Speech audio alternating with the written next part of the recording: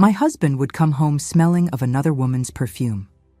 I thought it was just work meetings until the day I decided to follow him and discovered a truth that would change my life forever.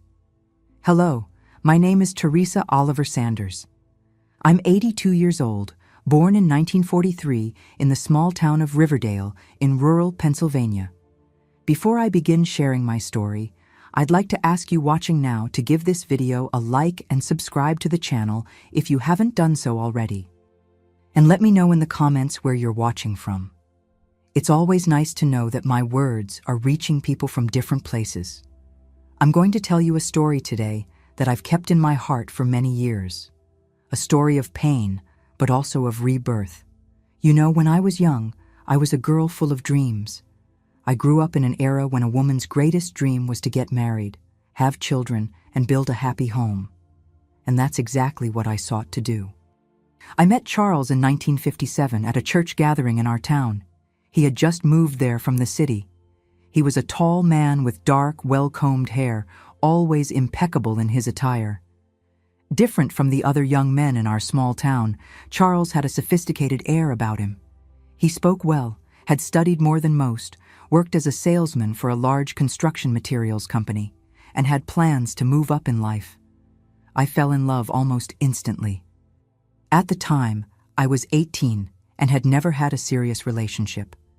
Charles was 25, had lived more, seen more of the world. When he began courting me, my friends were green with envy. "Teresa, you've caught the best bachelor in town," they would say, laughing. And I truly believed I had been blessed. We dated for just over a year. My father was strict, one of those old-fashioned men. He didn't allow us to be alone. There always had to be someone nearby. Today I understand he just wanted to protect me, but at the time I thought it was excessive. We married in May 1958 in a simple but beautiful ceremony at the town's main church. I remember every detail of that day. My white dress sewn by my mother and aunts, the wildflowers decorating the church, Charles's smile waiting for me at the altar. I swore that would be the beginning of the perfect life I had always dreamed of. Shortly after the wedding, we moved to Chicago. Charles had gotten a promotion at his company. He would now be a sales supervisor in the big city. I had never left my small town. Imagine the shock. Chicago was already enormous back then, noisy, full of cars and hurried people. In the first few months, I cried from homesickness for my family, my friends, the peaceful rhythm of my little town. But Charles said it was the price of progress, that we had to sacrifice some things to achieve better ones. We rented a small apartment in Lincoln Park. It wasn't luxurious, but it was our first little home. I dedicated myself to transforming that place into a cozy home. I sewed the curtains, arranged every detail with care. Charles left early for work and returned in the late afternoon. On weekends, he would take me to explore the city. We went to the movies, occasionally dined out when money allowed. They were happy times, simple but happy. In 1959, our first son was born, Charles Jr. It was an immense joy. Charles seemed proud, showing photos of the baby to everyone at work. I became a mother body and soul, dedicating myself entirely to that little creature who depended so much on me.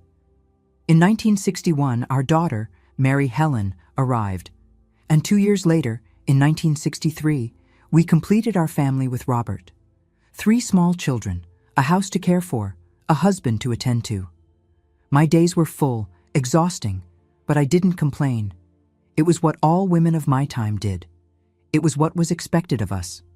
Charles continued to advance in the company, earning more, occasionally traveling for work. In 1964, we managed to buy our first house, a 2-story home in Oak Park. We were no longer renting. It was quite an achievement. The new house brought new energy to us. Charles bought our first car, a blue Volkswagen Beetle. I learned to drive, even though he said I didn't need to, that he would take me wherever I wanted. But with 3 small children, I insisted it would be useful. My life revolved around the children, the house, the domestic routine. I made a point of keeping everything impeccable. Meals always ready at the right time, the children always clean and well-behaved. I wanted Charles to be proud of the family we had built. It was around 1965 that things began to change. Charles was now a sales manager, had a team under him, including a new secretary, Marcia. He started coming home later, saying work was more demanding. At first, I didn't question it. After all, he was working hard for our good, wasn't he? But then I noticed a pattern. Fridays, specifically, he always came home very late. He said it was the day for meetings with important clients, for closing the week's deals. And there was something else, a different smell on his clothes. It wasn't the cologne I knew, the one I had given him as a gift. It was a feminine perfume, sweet, distinctive. The first time I smelled it, I was confused. I thought perhaps it was the perfume of some client that had transferred to his clothes during a meeting. But the smell kept appearing, always on Fridays. When I washed his shirts, I could smell that aroma embedded in the collar, sometimes even slight lipstick stains. My heart ached, but I kept my anguish silent. I was afraid to ask, afraid of the answer I might hear. You need to understand what it was like to be a woman in those days. We didn't have the same freedoms you have today. A woman with 3 children, no profession, financially dependent on her husband. What choices did I have? Besides, divorce wasn't even legalized in America at that time. Separation was a scandal, a failure, a shame for the family. So I pretended I didn't see, that I didn't smell that strange perfume. On Friday nights, I would put the children to bed earlier and sit in the living room, looking at the clock, each minute seeming like an eternity. Charles would sometimes arrive after midnight with ready excuses.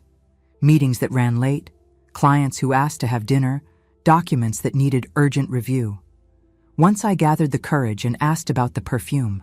He laughed, said I was imagining things, that it was my paranoia. "You're trapped in this house all day with the kids, Teresa. You're going crazy." His words hurt more than a slap. I began to doubt myself. Was it really all in my head? But then, one Wednesday afternoon, I received an unexpected visit. It was Mrs. Johnson, our neighbor. She worked as a cashier at that elegant restaurant downtown, the Taverna.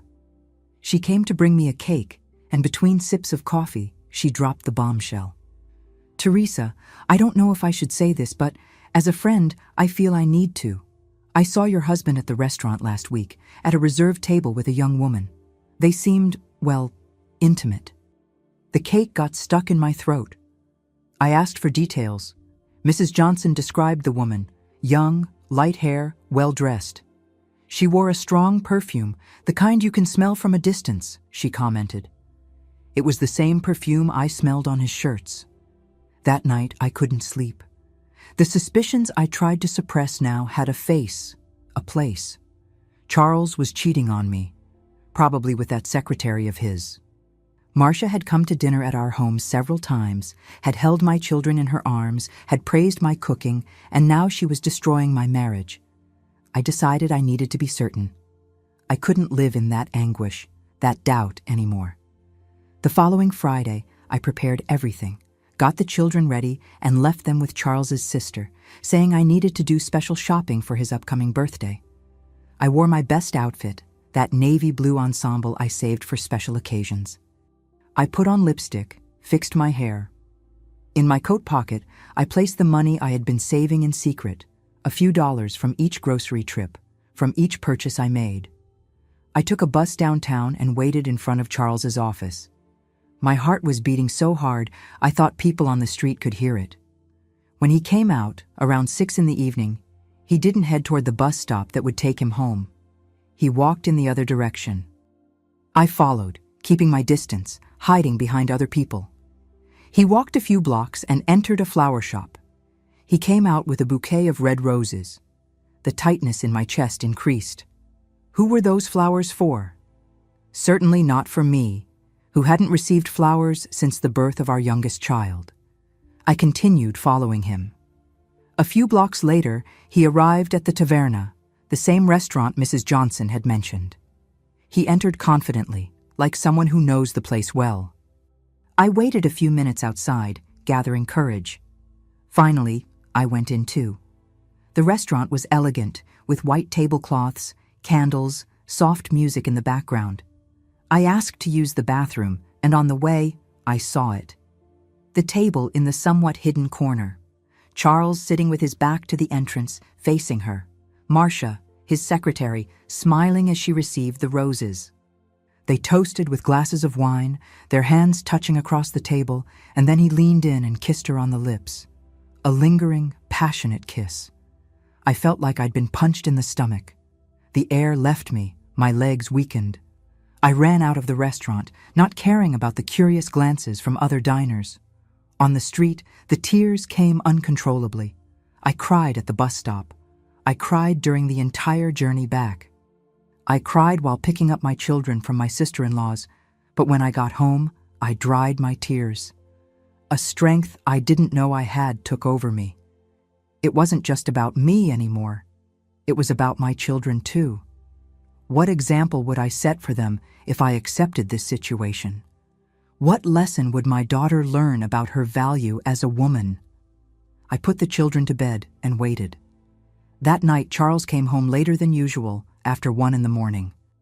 He carried on his lapel the same perfume I now knew so well, Marcia's perfume. When he entered the bedroom, thinking I would be asleep, I turned on the bedside lamp. "We need to talk, Charles," I said, with a calmness I don't know where I found. He stood frozen at the door, still holding the doorknob. I noticed the fear in his eyes, that look of someone caught by surprise. He tried to cover it up, of course. He smiled slightly and asked what was happening, why I was still awake at that hour. "I know where you were today. I was there. I saw you with her." The smile disappeared from his face.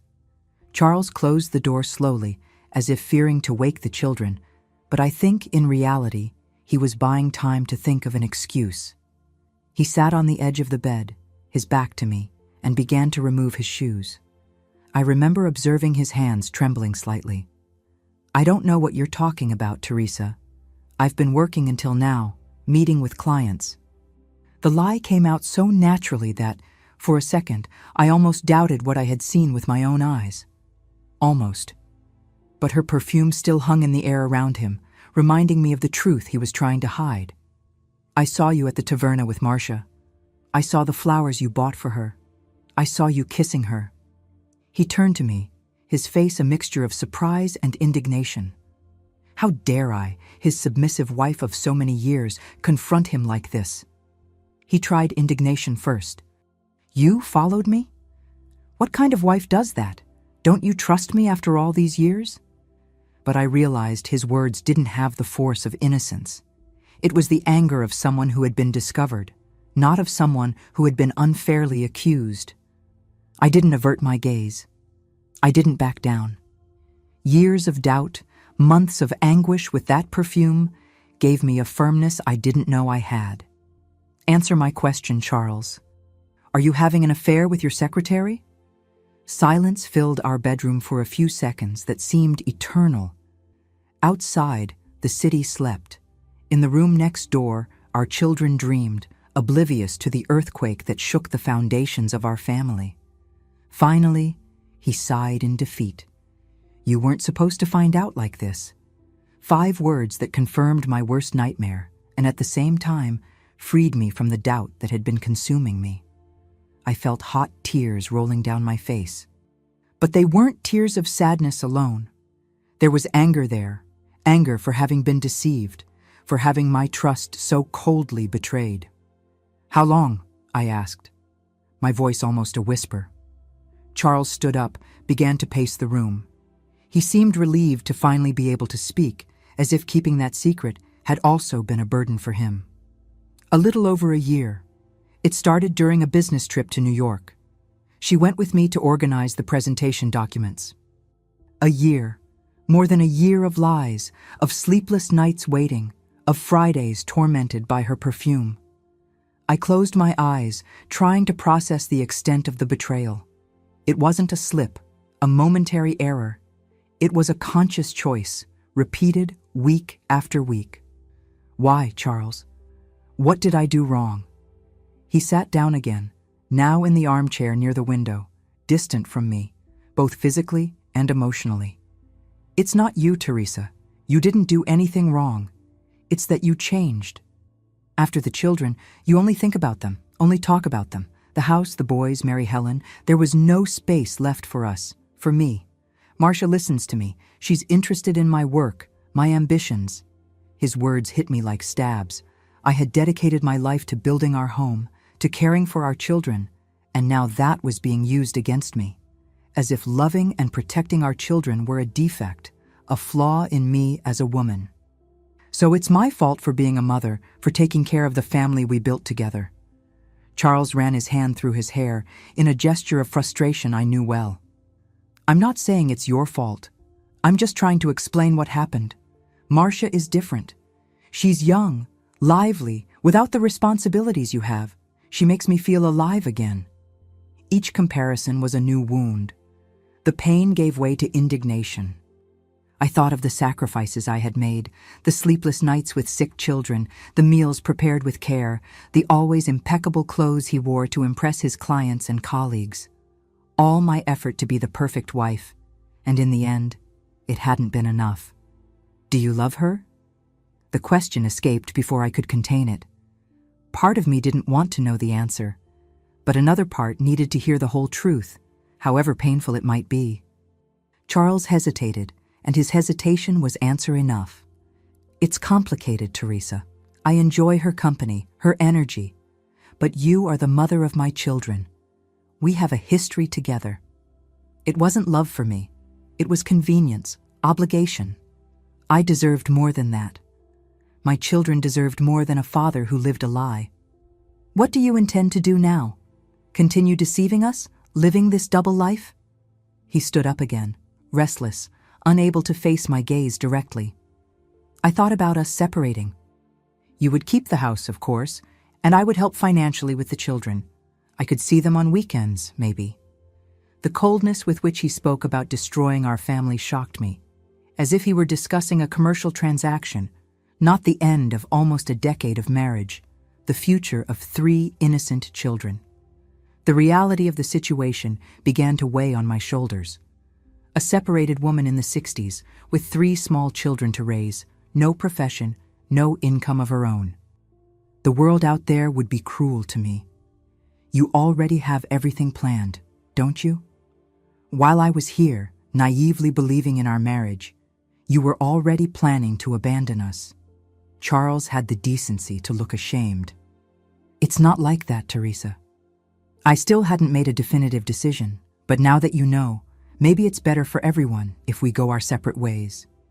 At that moment, a clarity took hold of me. I saw my future dividing into 2 possible paths. I could despair, beg him to stay, accept crumbs of attention, and live in the shadow of another woman. Or I could find the strength to go on alone, to show my children what dignity and self-respect mean. The choice, though frightening, was clear. No, I said firmly.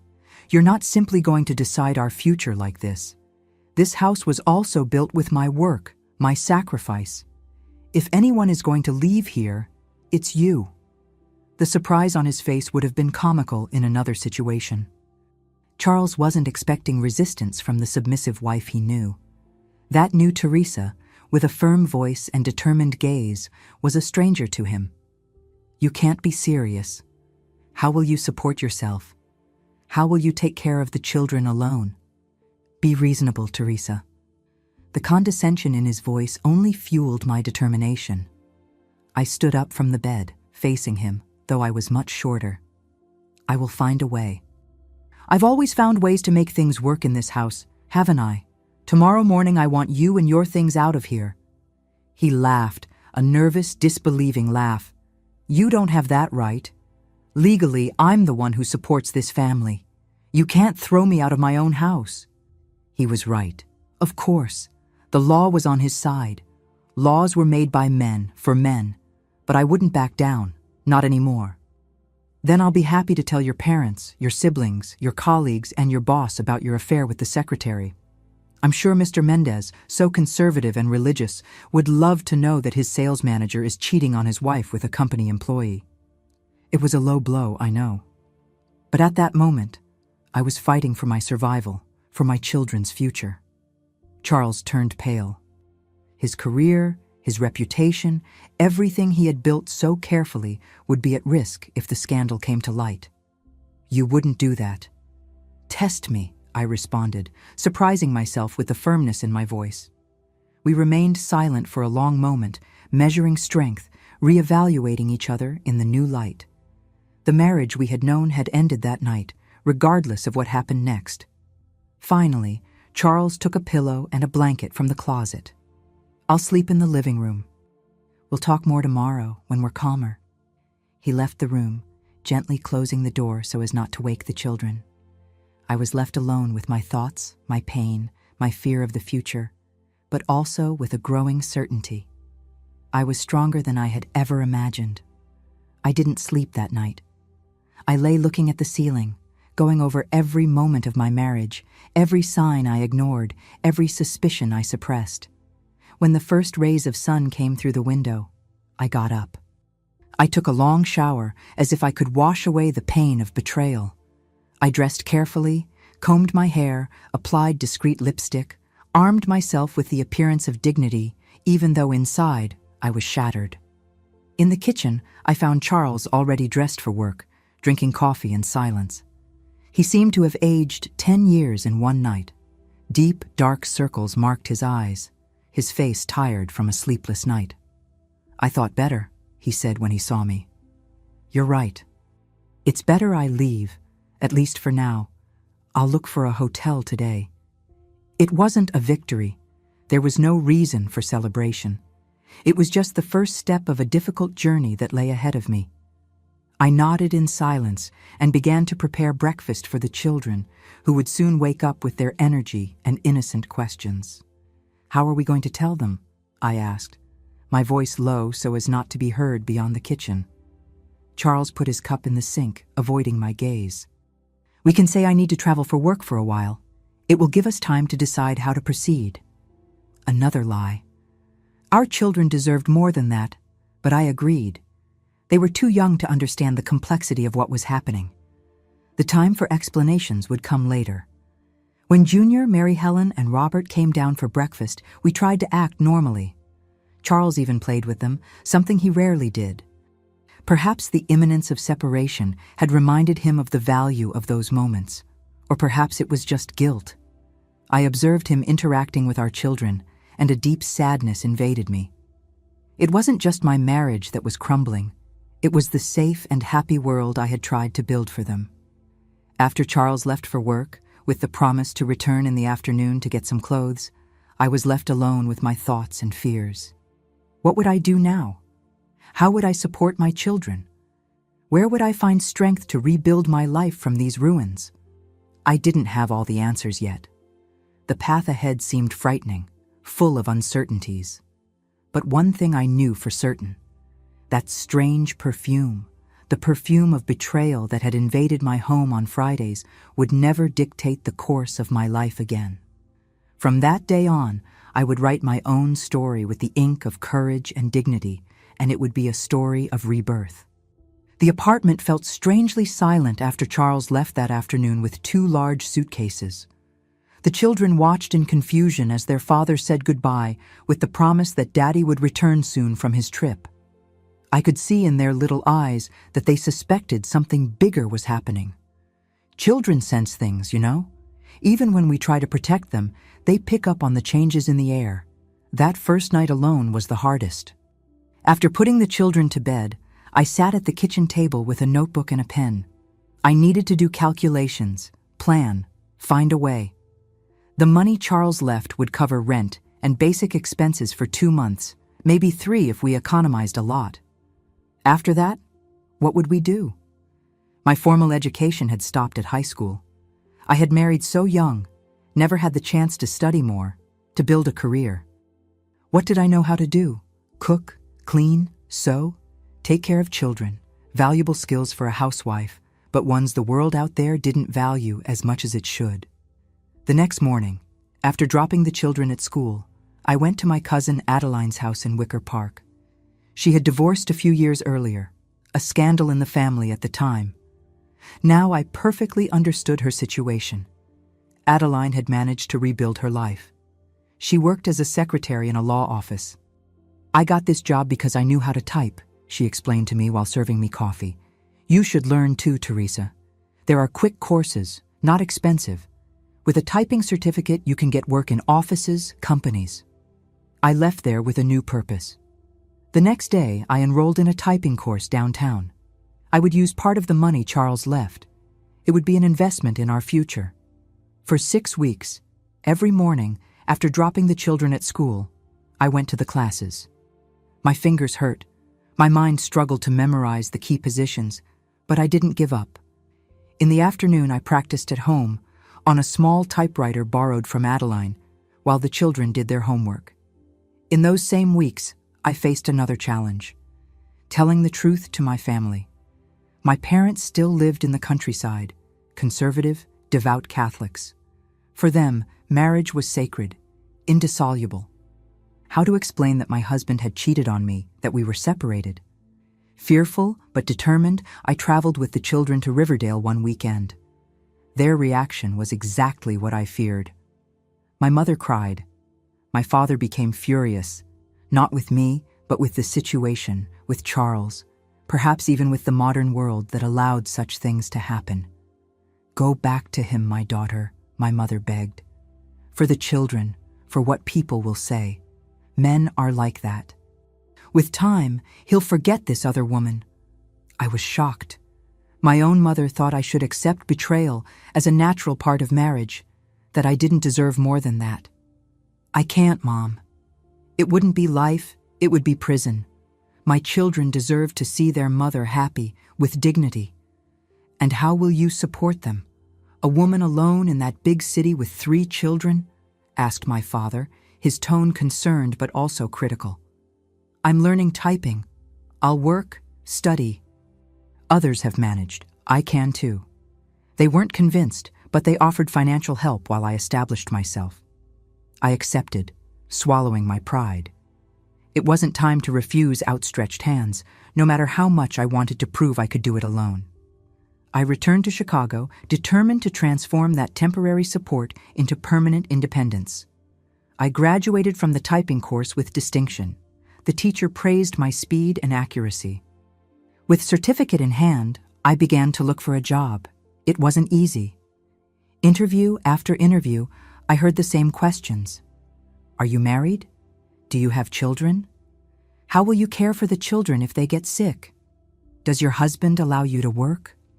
The world wasn't prepared for women like me, separated, with children, seeking independence. Or, perhaps more accurately, it didn't want to prepare. It was at the 17th office I visited, a small real estate agency on Michigan Avenue, that I found my chance. The owner, Mr. Alcott, a gentleman in his 60s, had just lost his secretary to a larger company. "I've never hired a separated woman before," he said after interviewing me. "But my mother raised 6 children alone after my father died in the war. If you have half her strength, you'll do well here." I started working the following week. The salary was modest, less than half of what the previous secretary earned, but I accepted. It was the beginning, the door I so needed to open. The hours were from 8 to 5 with an hour for lunch, enough time to take the children to school before work, but not to pick them up. That's when I met Mrs. Wilson, a widowed lady who lived in the apartment next door.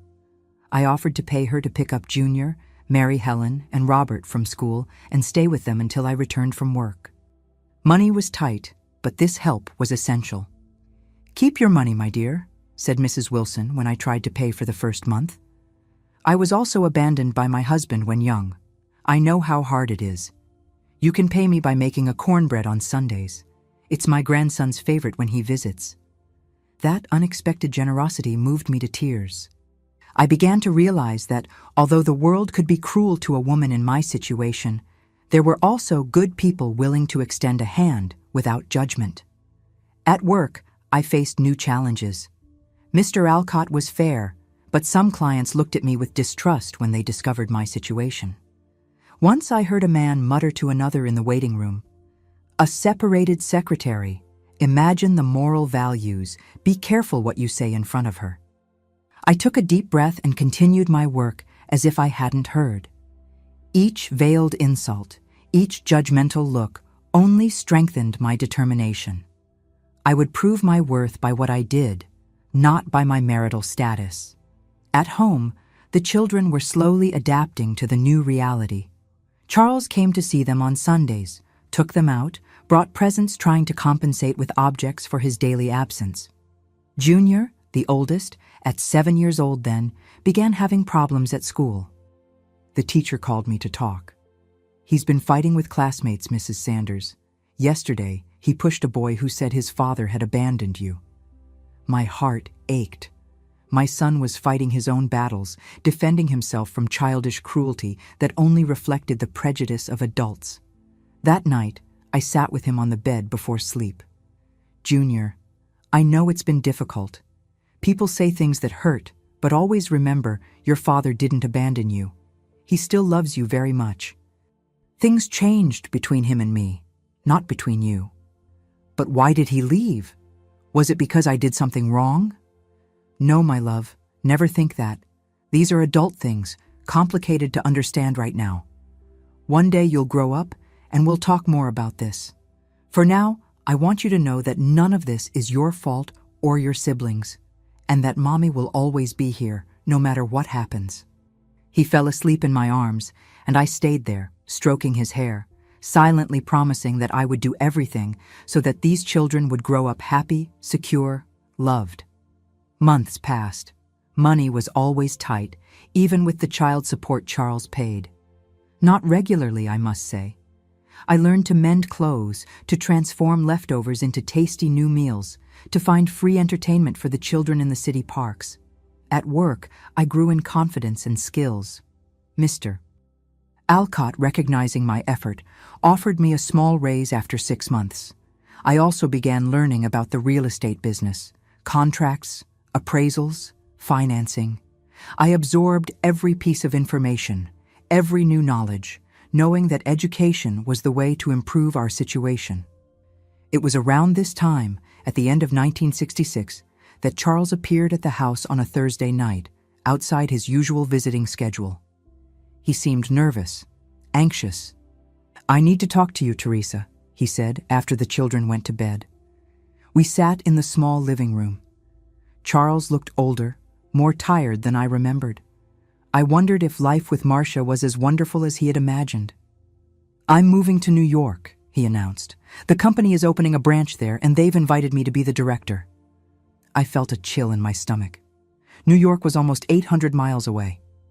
What would it mean for our children to have their father so far away? And the boys? And Mary Helen? What about your relationship with them? That's why I came to talk. I promised to come to Chicago at least once a month to see them. And during school vacations, they can spend some time with me in New York. Once a month. From a scarce presence, Charles would become almost a memory in the children's lives. But there was nothing I could do to prevent it. "Marcia is going with you, I imagine." He looked away, confirming without words. "Yes, actually, we're expecting a child." Those words hit me like a punch. A child. While my children would lose even more of their father's presence, another would be raised with him daily. The injustice of it suffocated me for a moment. "I hope you're a better father to that child than you've been to ours these last few months." It was all I could say, my voice trembling with contained emotion. Charles had the decency to look ashamed. He promised to increase the child support to compensate for his less frequent visits. Promises. Men like him always had so many promises on the tip of their tongue. After he left, I cried. Not for the loss of him as a husband, that pain had already healed, but for what his children would lose. However, as in every difficult moment since our separation, I dried my tears and sought strength within myself. If Charles would be even more absent, I would need to be even more present, even stronger.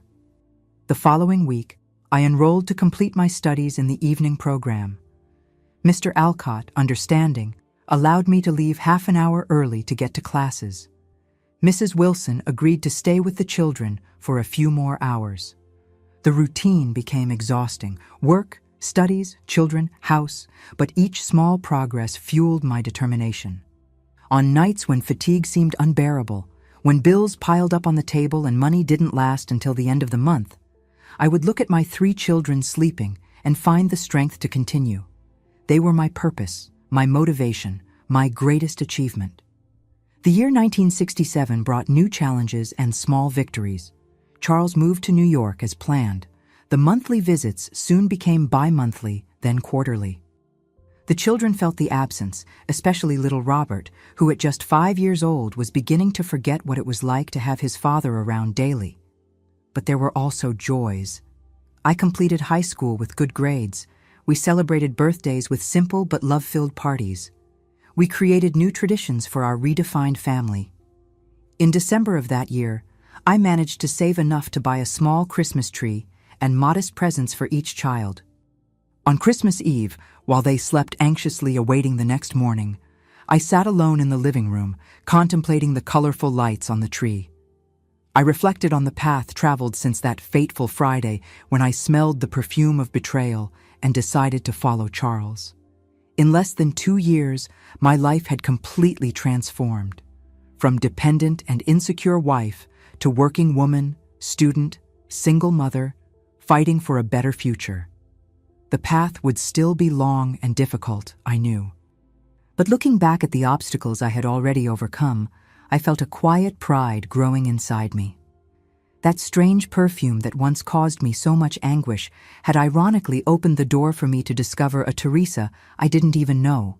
Strong, resilient, capable. The next morning, I woke to the excited shouts of the children, discovering their presence under the tree. Their smiles, their laughter were proof that we were moving forward. Not in the way I had imagined when young, not through the traditional path society expected, but through our own trail, built with courage and determination. And on that Christmas morning of 1967, among hugs and torn wrapping paper, I made a silent promise to myself. The story of my life would not be defined by the betrayal I suffered, but by the strength with which I rose after it. The perfume of betrayal had dissipated. Now we breathed the sweet aroma of reconstruction, of renewed hope. The years that followed were a long and arduous journey of self-discovery and growth. In early 1968, I made a decision that would completely change the course of my life. I enrolled in an evening teacher education program. Mr. Alcott, my boss at the real estate agency, not only supported my decision, but adjusted my schedule so I could attend classes. "Education is the only asset no one can take from you, Mrs. Sanders," he told me with the wisdom of his many years. The course was demanding, especially for someone in my situation.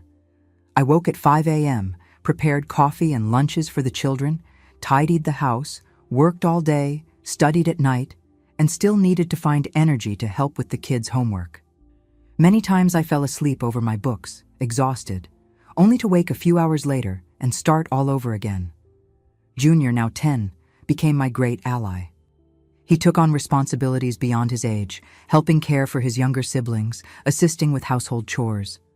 Sometimes I worried if I wasn't robbing him of his childhood, if I wasn't placing too much weight on those young shoulders. "You don't need to do all this, son," I would say when I found him washing the dinner dishes or folding clothes. "I want to help, Mom. You do so much for us." Those words filled my eyes with tears. My boy was growing up seeing the example of hard work and perseverance, and it was shaping him into a responsible and compassionate young man. Mary Helen, at 7, also found her way to contribute, taking care of little Robert while I studied. The 3 formed a united team, as if they intuitively understood that we needed each other to survive in that world that didn't make life easy for families like ours.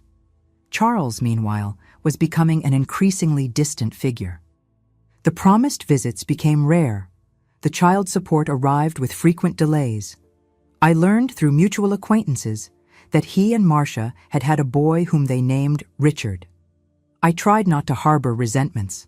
After all, that child wasn't to blame for his father's mistakes, but it was difficult not to feel a twinge of hurt thinking that my children were deprived of their father's presence. while the other received full attention. In 1969, a new challenge presented itself. The owner of the building where we lived decided to sell the apartments. We would have 6 months to leave or buy the property. Buying was completely beyond our financial possibilities. The prospect of finding another place to live with a rent we could afford, in a location that would allow the children to stay at the same school and me at the same job, seemed almost impossible. It was during this time that Mr. Alcott, noticing my constant worry, called me for a conversation in his office. "Mrs. Sanders, you've worked with me for almost 4 years. I've never seen a more dedicated and competent employee.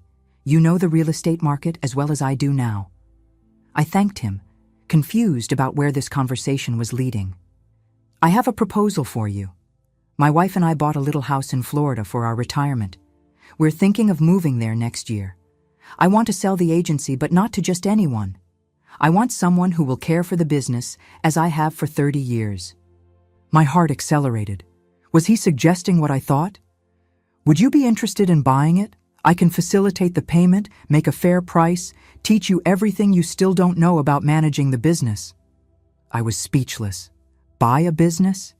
Me, who could barely pay the monthly bills. It seemed an impossible dream. "Mr. Alcott, I'm very grateful for the trust, but how would I pay? I don't have savings. I'm just a determined woman who transformed her life when everything conspired against her," he completed. "Think about it. With the profits from the agency, you could buy your own house, give better education to the children. Consider it an investment in your future." I spent sleepless nights thinking about the proposal. I consulted Adeline, my cousin, who encouraged me to accept.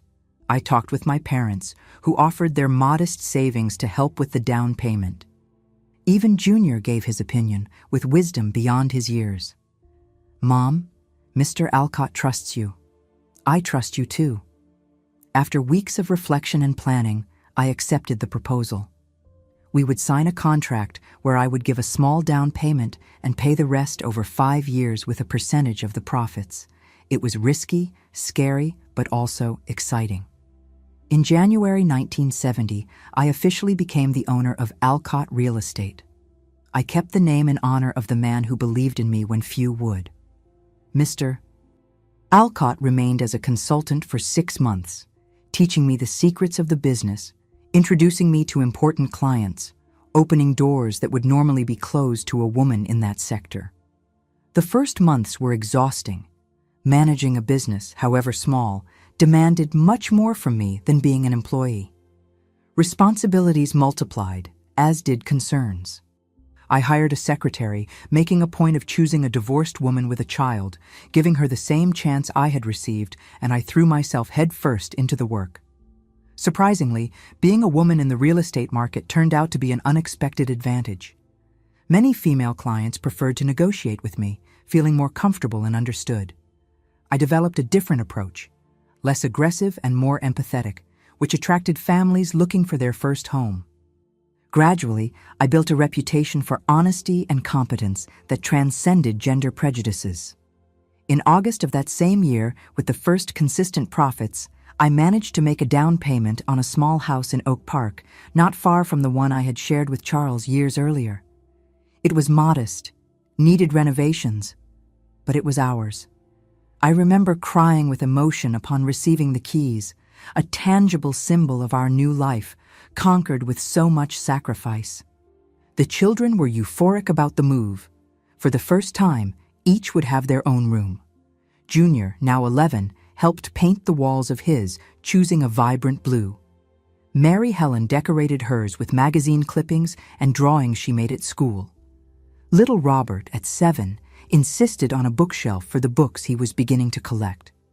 My youngest was already showing a love for reading that made me so proud. In December 1970, I graduated from the teaching program. The ceremony was simple, but to me, it meant the world. My children were in the audience, along with my parents, who came specially from the countryside for the event. Junior took a photo of me receiving the diploma. I still keep that picture, yellowed by time, a testament to my perseverance. Although I now had my own business, I didn't abandon the dream of teaching. In 1971, I secured a position as a substitute teacher at a municipal school near home. I organized myself to teach in the mornings while managing the real estate agency in the afternoons, with the help of my efficient secretary, Mrs. Lewis.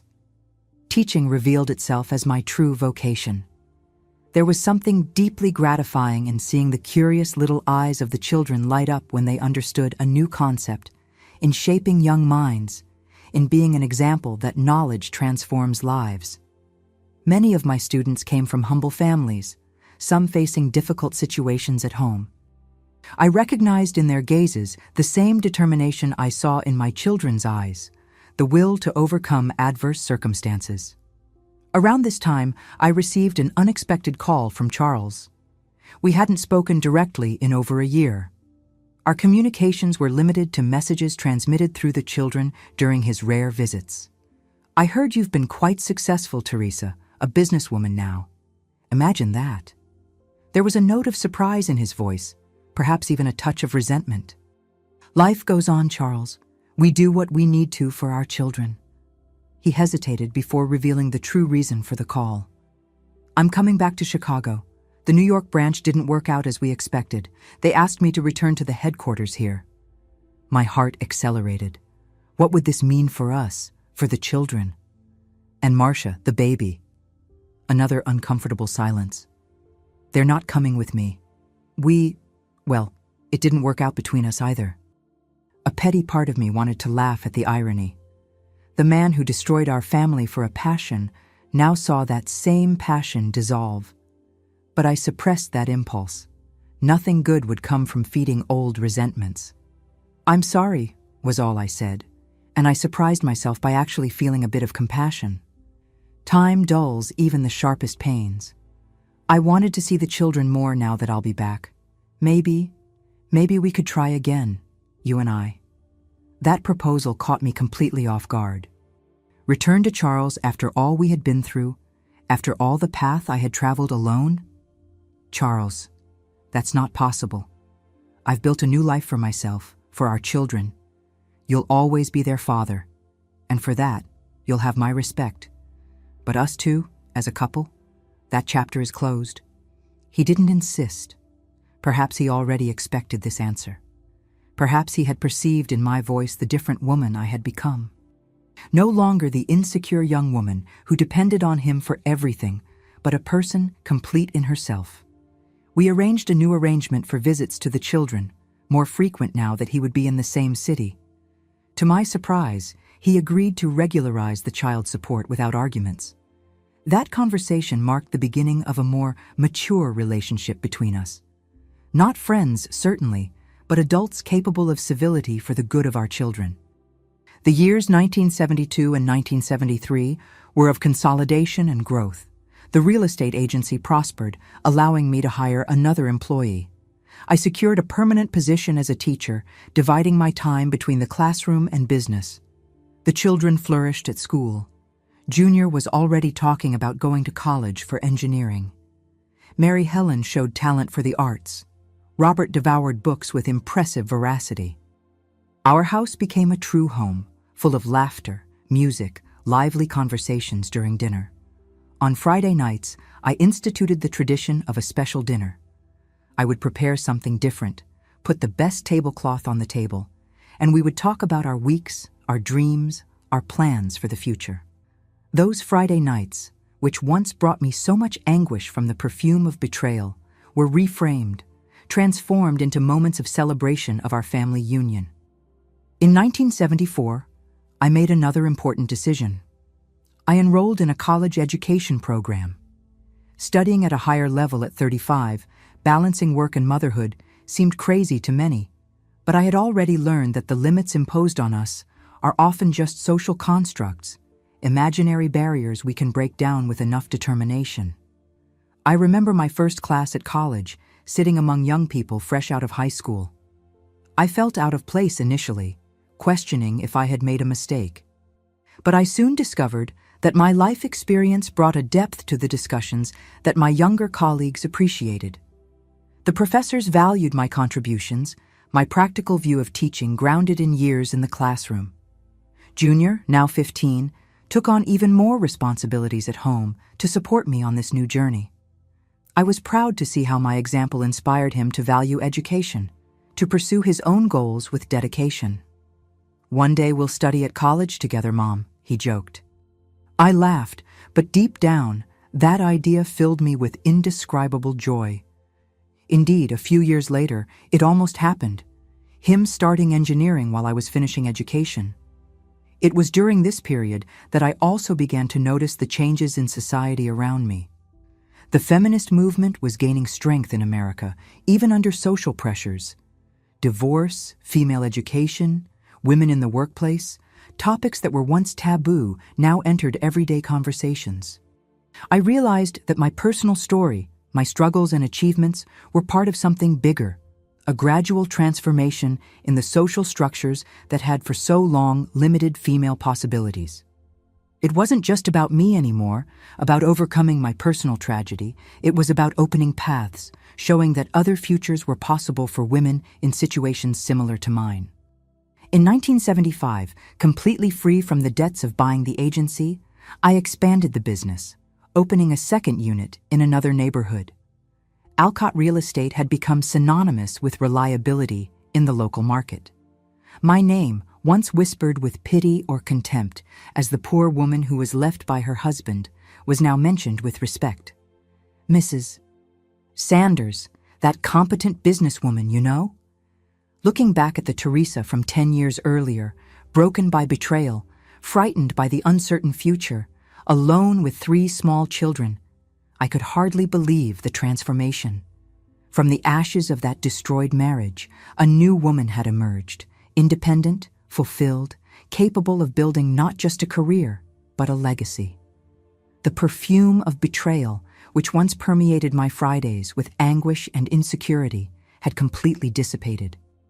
In its place remained the sweet aroma of personal victory, of regained dignity, of a future built with my own hands. And as I prepared for graduation from college in December of that year, with my 3 proud children in the audience, I knew that my true graduation had already occurred much earlier, on that fateful night when I decided not to accept less than I deserved, when I chose dignity despite fear, when I transformed the pain of betrayal into the strength for a complete reinvention. My graduation in education in December 1975 represented much more than a framed diploma on the wall. At 36, I was finally reaping the first fruits of years of sacrifice and determination. At the ceremony with my 3 children in the audience, Junior at 16, Mary Helen at 14, and Robert at 11, I felt an emotion that words can hardly describe. When my name was called and I walked to the stage to receive the diploma, I saw my firstborn discreetly wiping tears. That image was engraved in my heart, my son crying with pride for his mother. After the ceremony, we had a small celebration at our home. Nothing extravagant, just a few close friends, my parents who came from the countryside, colleagues from work and study. Mrs. Wilson, our neighbor who had helped us so much in the hardest times, prepared a cake specially decorated for the occasion. Looking around at those people who had walked by my side, I understood that I had built not just a career, but a network of genuine support, a community that had strengthened through shared adversities. The year 1976 brought an unexpected opportunity. The principal of the school where I taught was retiring, and to my surprise, recommended me to take her place. Teresa has the perfect combination of classroom experience, academic training, and administrative skills, she argued to the Board of Education. Besides, she knows the reality of our students like few do. Assuming the direction of a municipal school meant a better salary, more stability, but also more responsibilities. I would need to reorganize my life again, find a balance between the new role and the management of the real estate agency. After much reflection and conversations with my children, I accepted the challenge. "Mom, you always taught us not to be afraid of opportunities," said Junior during one of our Friday dinners. "Now, it's your turn to follow your own advice." With the support of my children, and trusting in Mrs. Lewis's competence, whom I promoted to manager of the main agency, I embarked on this new journey. The transition wasn't easy. I faced resistance from some older teachers who doubted my capacity or resented being passed over for the position. Some parents questioned if a woman without a husband could be a suitable example of leadership. But I had already learned to transform prejudices into fuel for my determination. I worked tirelessly to prove my worth, not out of vanity, but because I deeply believed in the importance of education as a tool for social transformation. The same education that had changed my trajectory could change that of hundreds of children under my responsibility. At home, the dynamics were also changing. Junior was preparing for college entrance exams, dreaming of the engineering school at the University of Chicago. Mary Helen, now a teenager, revealed herself as a talented artist, especially in painting. Robert, my introspective youngest, continued devouring books, developing a special love for American literature. Charles, keeping his word, maintained regular visits to the children, though our relationship remained strictly cordial. Once, during one of these visits, he looked at me differently. "You did it, didn't you? Everything you said you would do that night. You really did it."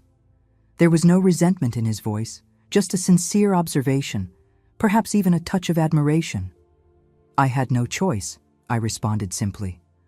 "Or rather, I chose not to give up." He nodded thoughtfully. "You know, sometimes I wonder how it would have been if I had stayed, if I hadn't made that mistake." For a moment, I allowed myself to imagine that alternative path. The preserved marriage, the intact family, the Sunday dinners with everyone at the table. But then I realized, in that scenario, I probably would never have discovered my own strength, never would have pursued higher education, never would have become a businesswoman or principal. The pain of betrayal, paradoxically, had been the catalyst for my transformation. We can't go back, Charles. What happened, happened. The important thing is that now we're doing the best for our children, each in our own way. That conversation marked a kind of definitive closure between us. We were no longer husband and wife with an open wound, but two people who once shared a life and now followed different paths, united only by the love for their common children. The following years brought both challenges and achievements. In 1978, Junior was admitted to the University of Chicago for engineering, fulfilling his dream. The celebration at our house was memorable. My son would be the first in the family to enter a prestigious university. My parents came from the countryside especially for the occasion. My father, emotional as I had rarely seen him. "My daughter," he said, holding my hands. "When you left home with that young man, I feared for your future. When you separated, I thought all was lost. Forgive an old man for doubting you. Look what you've built. Look at the man you raised." Those words healed old wounds that I didn't know were still open. My father's approval, so difficult to win, meant that I had finally completely transcended the stigma of the separated woman, the single mother that society expected to fail. 1979 brought a decisive moment for American society. No-fault divorce laws were expanding across the country. Although Charles and I had been separated for more than a decade, we had never legally formalized the situation. Now, finally, we could regularize what life had already defined so long ago. The official divorce was calm, almost anticlimactic. We signed the papers without extreme emotions. Time had placated the hurts, transformed the broken love into a mature acceptance of the shared past. For me, that signature represented not the end of something, but the confirmation of a new beginning that had been underway for a long time. In the early 1980s, I faced another kind of challenge. Mary Helen, always my most impetuous child, announced that she wanted to study fine arts in New York. "It's the best art school in the country, Mom," she argued, eyes shining with hope. The idea of my daughter moving to another city terrified me. I still saw her as my little girl, although she was already a young woman of 18. My protective instinct screamed to keep her close, safe under my wings. But then I remembered the courage I needed to break with imposed expectations, to seek my own path. What right did I have to deny my daughter the same freedom to pursue her dreams? If that's what you really want, Mary Helen, then we need to plan how to make it possible, I replied, swallowing the fear that tightened my throat. Her smile, radiant with gratitude and relief, compensated for the tightness in my heart. In the following months, we saved for her move, researched safe dormitories, planned every detail.